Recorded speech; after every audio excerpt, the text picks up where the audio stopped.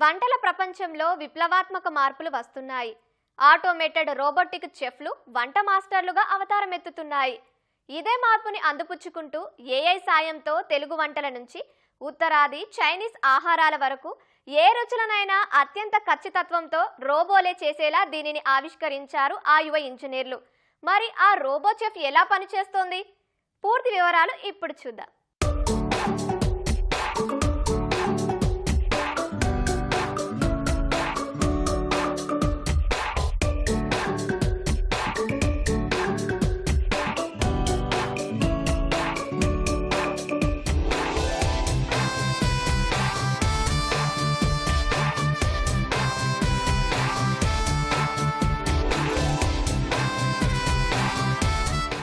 Robotic technology, artificial ఇంటెలిజెన్స్లో ప్రపంచవ్యాప్తంగా విప్లవాత్మక మార్పులు తెస్తున్నాయి.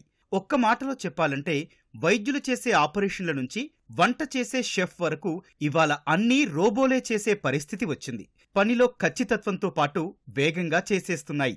అందులో భాగంగానే ఇటీవల దసరా సందర్భంగా గొల్లపూడి ఎక్స్పోలో ఏర్పాటు చేసిన ఆటోమేటెడ్ రోబోటిక్ షెఫ్ నలా అందరినీ ఆశ్చర్యపరిచింది.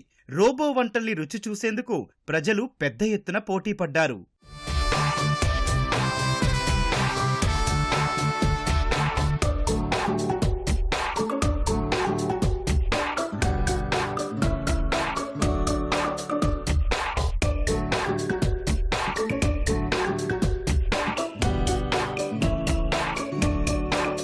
నలా రోబోటిక్స్ ఆధ్వర్యంలో పారిశ్రామికవేత్త అనిల్ నేతృత్వంలో దీన్ని ఆవిష్కరించారు. ప్రపంచంలో ఎలాంటి రెసిపీ అయినా సిస్టంలో పొందుపరిస్తే చాలు, ఖచ్చితంగా అదే రుచితో వంట చేయడమే దీని ప్రత్యేకత. వంట చేసే సమయంలో పరిశుభ్రత ప్రమాణాలు ఖచ్చితంగా పాటిస్తోంది. సాధారణంగా రెస్టారెంట్స్లో ఆహారం ఆర్డర్ చేస్తే 10 నిమిషాల్లో వడ్డిస్తామని చెప్పినా అరగంట వరకు ఎదురుచూపులే ఉంటాయి. ఈ రోబో షెఫ్ మాత్రం ఫుడ్ ఆర్డర్ చేస్తే ఎంత టైం పడుతుందో పక్కాగా ముందుగానే డిస్ప్లే ద్వారా సమాచారం అందించి ఖచ్చితంగా అదే సమయానికి పూర్తి చేస్తోంది.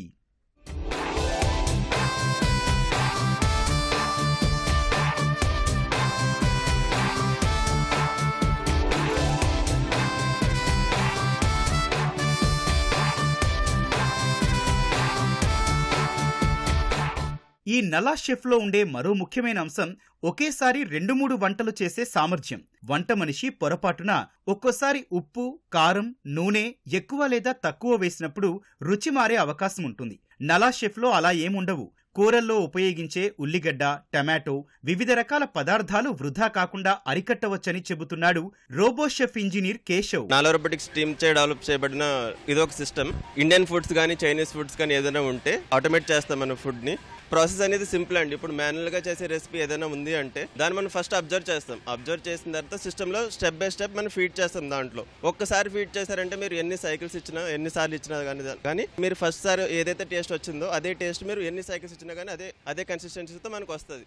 మెయిన్ దీంట్లో టేస్ట్ కన్సిస్టెన్సీ ఒక పాయింట్ అయితే, నెక్స్ట్ ఒకటి ఏంటంటే హ్యూమన్ అనేసరికి వర్క్ కంటిన్యూస్ గా చేసరికి ఒక టైడ్ అవుతాడు. సిస్టమ్ పరంగా వచ్చేసరికి అది మీరు 24/7 వాడినా కానీ సేమ్ కన్సిస్టెన్సీతో మీకు వస్తుంది. 2-3 డిష్లు చేస్తున్నప్పుడు మనకి వాటి స్టెప్స్ అని కొన్ని స్కిప్ చేసే ఛాన్స్ ఉంటుంది. దీంట్లో ఏంటంటే స్కిప్ అవుతుంది. మీకు ఇది 3-4 రెసిపీలు చేసినా కానీ ఏ స్టెప్ అయితే ఫాలో అవ్వాలో స్టెప్ బై స్టెప్ ఫాలో అవుతుంటుంది. ఫర్ సపోజ్ ఒక 100 grams ఫిక్స్ చేశారనుకోండి, దానికి 5% టాలరెన్స్ అనుకోవచ్చు. అంటే 95 నుంచి 105 grams మధ్యలోనే పడుతుంది. కాబట్టి దీని ద్వారా ఏంటంటే మీకు ఇంగ్రీడియంట్ వేస్టేజ్ అనేది ఎక్కువ ఉండదు.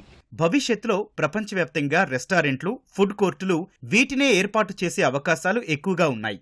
దీనిని ఒక్కసారి అమర్చుకుంటే వంట సిబ్బంది వ్యయాల నుంచి ఆదా చేసుకునే అవకాశం లభిస్తుంది. సకాలంలో కస్టమర్లకు ఆహారం అందించవచ్చు. ఆన్లైన్ డెలివరీలు సైతం వేగంగా చేయొచ్చు.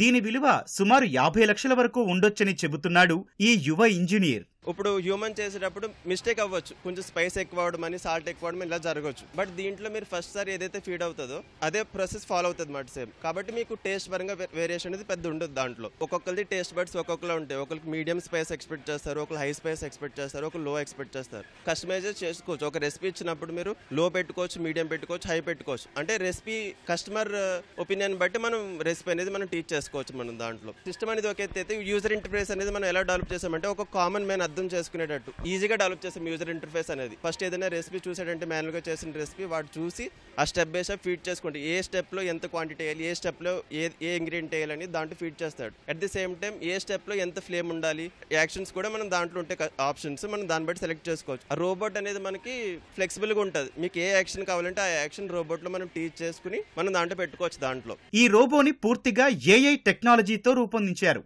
వంట మాస్టర్ చేయగలిగే ఏ పనైనా ఇది చేయగలదు. చైనీస్, ఇండియన్, మెక్సికన్, అమెరికన్ ఇలా ఒక్కో రకం వంటకాలకు ఒక్కో షెఫ్ ఉంటారు.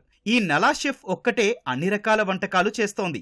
ప్రస్తుతం 100 రకాల వంటల్ని చేస్తోందని చెబుతున్నాడు మరో ఇంజనీర్. రెసిపీ ఎలా అయితే మనం టీచ్ చేస్తామో దాన్ని బేస్ చేసుకుని కంటిన్యూస్గా స్టెప్ బై స్టెప్ రన్ అవుతుంది. ఇఫ్ ఇన్ కేస్ మనకి కావాలనుకుంటే రెసిపీలో స్పైసీనెస్ తగ్గించుకోవచ్చు, సాల్ట్ కావాలంటే సాల్ట్ తగ్గించుకోవచ్చు. బిఫోర్ ఆర్డర్ ప్లేస్ చేసేటప్పుడు మనకు కావాల్సినట్టుగా కస్టమైజ్ చేసుకుని ఆర్డర్ ప్లేస్ చేసుకోవచ్చు. అట్ ది సేమ్ టైం ఇది 100+ రెసిపీస్ చేయగలదు ప్రజెంట్. ఇంకా ఎన్ని రెసిపీస్ కావాలంటే అన్ని రెసిపీస్ టీచ్ చేసుకోవచ్చు. ఇది ఇండియన్, చైనీస్, కాంటినెంటల్ ఇలా డిఫరెంట్ క్యూజిన్స్ చేయగలదు. ఫ్రై ఐటమ్స్ కూడా చేయగలదు. నాన్ వెజ్ కానీ వెజ్ కానీ ఏ టైప్ ఫ్రై ఐటమ్స్ అయినా చేయగలదు. వన్స్ మనం రెసిపీ ఫిక్స్ చేసి టైమింగ్స్ అన్ని సెట్ చేసుకున్నామంటే సేమ్ కన్సిస్టెన్సీతో ఎన్నిసార్లు చేసినా ఏ ప్లేస్లో చేసినా సేమ్ కన్సిస్టెన్సీ మెయింటైన్ చేయగలం. ఈ సిస్టమ్ ఎక్కడున్నా సరే, వరల్డ్ ఏ ప్లేస్లో ఉన్నా సరే సేమ్ బిర్యానీని మనం ఎక్కడైనా రన్ చేసుకోవచ్చు. సేమ్ రెసిపీ సేమ్ టేస్ట్ వచ్చేలాగా మెయిన్ అజెండా అదే మా సిస్టమ్ది. దక్షిణాది వంటల నుంచి చైనీస్ వరకు ఆ ప్రాంత రుచికి తగ్గట్లుగా 100% చేసేలా పనిచేస్తోంది ఈ రోబో. అంతేకాదు ఈ రోబోలో విభాగాలు సాధారణ వ్యక్తికి కూడా అర్థమయ్యేలా ఉంటాయి. At a time 4 to 5 recipes handle చేయగలదు ఒక రోబోట్. మనం రెసిపీని టీచ్ చేసి ఫైనల్ చేసుకునే వరకే మన వర్క్ ఉంటుంది. ఆ తర్వాత కంటిన్యూస్గా ఎప్పుడు సేమ్ రెసిపీ ఇచ్చినా same quality, same taste maintain చేయగలదు. మేము ప్రజెంట్ ఆర్టిఫిషియల్ ఇంటెలిజెన్స్ మీద కూడా వర్క్ చేస్తున్నాం. దీంట్లో కూడా దాన్ని ఇన్కార్పొరేట్ చేసాం కొన్ని ప్లేసెస్లో. ఫుల్ ప్లేజ్డ్గా కంప్లీట్ అయిందంటే ఇంకా యూజర్కి చాలా ఈజీ అవుతుంది. ఏదైనా వర్క్ చేసుకునేటప్పుడు కూడా మనం ఒక ఆర్డర్ ప్లేస్ చేసాం అనుకోండి, మనం దాని దగ్గరుండి చూడాల్సిన అవసరం ఉండదు. వన్స్ రెసిపీ ఫిక్స్ అయింది కాబట్టి ఇంగ్రీడియంట్స్ అన్ని అవైలబుల్గా ఉన్నాయా లేదా చెక్ చేసుకుంటే చాలు. కంప్లీట్గా రెసిపీ అదే చేయగలదు. వితౌట్ మాన్యువల్ ఇంటరప్షన్ అన్నీ చేయగలదు.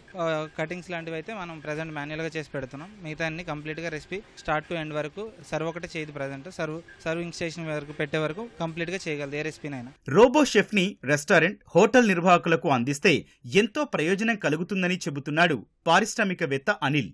తమ వంటలకు ఖండాంతరాల్లో కూడా మంచి ఆదరణ వస్తోందని, దీనివల్ల షెఫ్లు లేకుండానే వంటల్ని విక్రయించి మంచి ఆదాయం పొందవచ్చని వివరించాడు. ఎక్కువ స్పైసీగా ఉందంటే మళ్ళీ మీ స్పైస్ లెవెల్ తగ్గించి అది స్టోర్ చేసుకుంటుంది. మాకు రెస్టారెంట్ ఉండేదండి షికాగోలో. We have to close it because chef రాలేదని. సో ఫ్యూచర్లో అలాంటివి జరగకూడదని my brother Ajay Shankar came up with this idea. Already మేము ఏఐలో ఉండేవాళ్ళం, change robotics and AI. 7 years we are doing research and continuous research process అది. And this is the first installation, commercial installation. ఒకప్పుడు computer ముందు ఎలా ఉంది, కంప్యూటర్ తర్వాత ఎలా ఉంది, అలాగే ఏ ముందు ఎలా ఉంది లైఫ్, ఏ తర్వాత ఎలా ఉంది. ఇప్పుడు ఇదే చూస్తారు. అంటే ఒక షెఫ్ లేకుండా బిర్యానీ చేయడం అనేది ఊహించలేదు మొన్న. భవిష్యత్ స్మార్ట్ కిచెన్స్ కు కొత్త ప్రమాణాలు సృష్టిస్తూ ప్రపంచవ్యాప్తంగా రెస్టారెంట్లు, క్లౌడ్ కిచెన్స్ కి మార్గదర్శిగా నిలుస్తోంది ఈ రోబో షెఫ్. ప్రభుత్వం ప్రోత్సహిస్తే నలా షెఫ్ తయారీ ప్లాంట్లను మరిన్ని ప్రాంతాలకు విస్తరిస్తామని చెబుతున్నారు ఈ యువ ఇంజనీర్లు.